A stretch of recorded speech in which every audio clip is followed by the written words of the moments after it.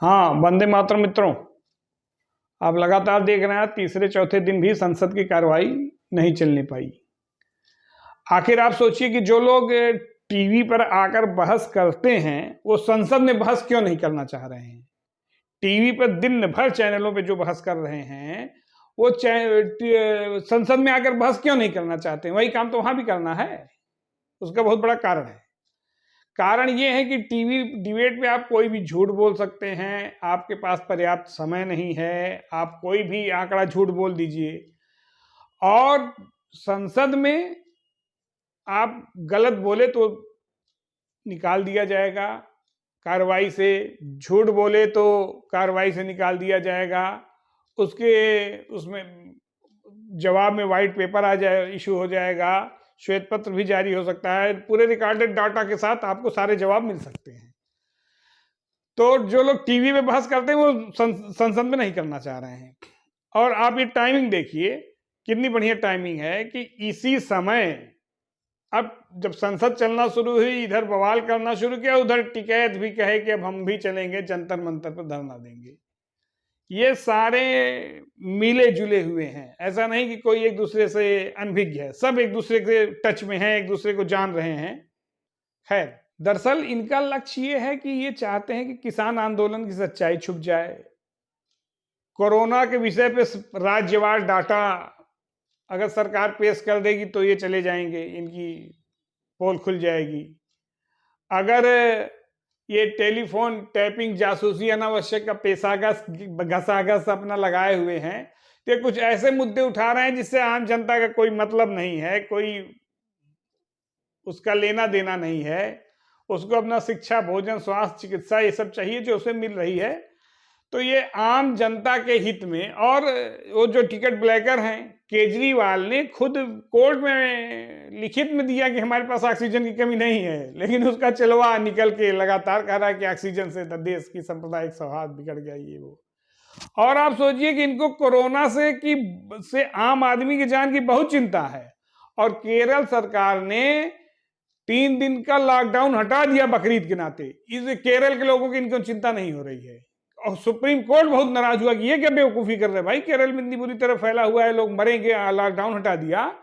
लेकिन केरल के चूंकि बकरीद का मामला है, होली का होता तो लोग चिल्लाते, दीपावली का होता तो लोग चिल्लाते, कांवड़ यात्रा पे चिल्लाना शुरू किए थे। लेकिन बकरीद वाले मामले पर इनके बाप की हैसियत नहीं कि बोल दें, तो एकदम सब चुप। और ये सब आप जान लें कि ये सब पूरे ड्रामे के पीछे इनकी अपनी कोई पॉलिटिकल हैसियत रह नहीं गई, कोई राजनीतिक हैसियत रह नहीं गई है। अब इस सारे ड्रामे के पीछे प्रशांत किशोर का निर्देशन है, निर्माता निर्देशक वो हैं, ये सब एक्टर होके एक्टिंग कर रहे हैं। खैर, इनका एक लक्ष्य और भी है कि आतंकवाद पे कोई चर्चा न होने पाए। इनका एक लक्ष्य है कि जनसंख्या पे कोई डिबेट न होने पाए, क्योंकि वही बकरीद वाले नाराज हो जाएंगे। तो ये कुल मिला जुला के इनका लक्ष्य अभी भी सब मिलके सेकुलरिज्म है। आम आदमी पार्टी की जितने भी दल हैं जो इस समय बीजेपी के खिलाफ हैं, इनकी पैदाइश कांग्रेस के भ्रष्टाचार के खिलाफ शुरू हुई और खुद भ्रष्ट होकर कांग्रेस की पार्टी में मिल गए, आप ये जान लें। और कुछ मजेदार तथ्य बताता हूं आपको। ये कोरोना को लेके बहुत परेशान हैं, कोरोना से आम आदमी की चिंता इनको बहुत खाई जा रही है। दिल्ली में ऑक्सीजन, रेमडेसिविर, कोई ऐसी दवा नहीं हुई जो 10-10, 20-20 ऑक्सीजन, 50-50 हजार रुपए में एक बॉटल ऑक्सीजन मिली दिल्ली में। वो पूरे समाचार चैनलों में दिखा। पंजाब में, राजस्थान में, छत्तीसगढ़ में दवा, वेंटिलेटर, ऑक्सीजन वगैरह सब अपना सेट नहीं किए जा सके, स्टोर में पड़े पड़े सड़ गए। ये कांग्रेस की सरकार है जो इस समय संसद नहीं चलने दे रही है। दिल्ली में बेड 10-10 लाख तक में प्राइवेट हॉस्पिटलों में बिके, 10-10 लाख। और सारी दिल्ली सरकार की जानकारी में, स्वास्थ्य मंत्री उनके हैं। और आप लोग को एक चीज और बता दूं कि आप लोगों को लगता होगा ये जो नवजोत सिंह सिद्धू पंजाब कांग्रेस के प्रदेश अध्यक्ष बने, ये भी पीके के कहने पे हुए हैं, प्रशांत किशोर के। इन्होंने प्रशांत किशोर की चमचागिरी, तो प्रशांत किशोर ने इनको इतना पारितोषिक दिलवा दिया। अब हालांकि पंजाब भी उनके हाथ से गया ही समझिए अगली इसी चुनाव तक। और आप जान लें ये सारा किसान आंदोलन पंजाब चुनाव तक है।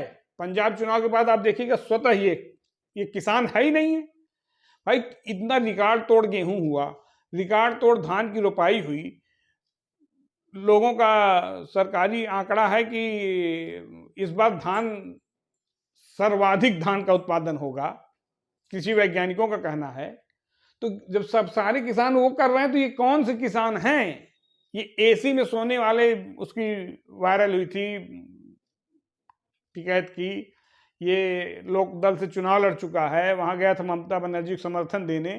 तो खैर, कहने का मतलब ये कोई आंदोलन वगैरह नहीं है, ये सिर्फ एंटी भाजपा, विदेशी फंडिंग वाले, अच्छा काम न होने पाए।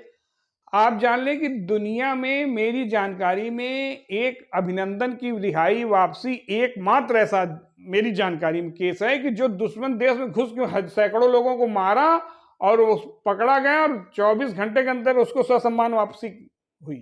लेकिन इसमें कोई बोलेगा नहीं, इस पर एकदम सब चुप होंगे, कोई भी धन्यवाद नहीं देगा, ना सरकार को, ना सेना को, किसी को। खैर, इनका कुल टोटल मकसद सेकुलरिज्म, और इस समय है तो एक, लेकिन अंदर अंदर मुस्लिम वोटों की खींचातानी में भी ये बहुत ज्यादा तनाव में है। और इनकी पार्टी का अभी इनके गठबंधन का कोई दुल्हा नहीं तैयार है, लेकिन एक दुल्हन दुल्हा बनने को तैयार है। लेकिन देखिए लोग मानते हैं कि नहीं उसको। खैर, हमारे देश में कुछ बीमारियों ने बहुत महामारी फैलाई, बहुत ज्यादा यहाँ के लोगों को नुकसान पहुंचाया। एक था चेचक। उस समय तब देश की आबादी 30-40 करोड़ रही होगी, और उसको खत्म होने में 3 दशक लगे। 3 दशक, 30 साल। प्लेग महामारी का नाम आप सबने सुना ही होगा, जिसमें करोड़ों जान गई, लोग बताते हैं, जिसकी वैक्सीन अभी तक कोई कायदे से नहीं बन सकी। सदियों हो गए। इसने भी बहुत मार काट मचाई थी अपने देश में, बहुत से लोगों की जान गई थी। और आप एक चीज जान लें कि हमारे देश में 70 के दशक में पोलियो ड्रॉप बन गया था, और ये मात्र 3 साल तक के बच्चों को पिलाना था, और वो अभियान खत्म 2014 में हुआ। आप ये सोच लीजिए, इनकी काम करने की क्षमता सोचिए। मलेरिया पर अभी भी कोई प्रॉपर वैक्सीन नहीं बन पाई है, लेकिन आंदोलन करना है, राजनीति करना है, करें। अब कोई मुद्दा ही नहीं रह गया इन लोगों के पास, करें क्या? कभी लकड़सुंघवा को लेके वो करेंगे, तो कभी कुछ करेंगे, यही सब काम करेंगे। अब इनके पास कोई हकीकत है कि एनडीए सरकार ने इनके लिए मुद्दा छोड़ा ही नहीं है। जनसंख्या पर बताएंगे कि अजीब अजीब टेक्निक बताएंगे। मतलब ये संसद में बहस न होने पाए जनसंख्या पे, आतंकवाद पे, कोरोना पे, तो बस इसीलिए पूरा नाटक चल रहा है। पूरा टाइम टीवी पे देते हैं, वही बस टीवी पे बैठ बैठ करते हैं जो संसद में होने चाहिए। संसद का थोड़ा एक मतलब होगा, उसका एक अर्थ निकलेगा, उससे प्लानिंग बनेगी, उससे कुछ इन लोगों की पोल खुलेगी।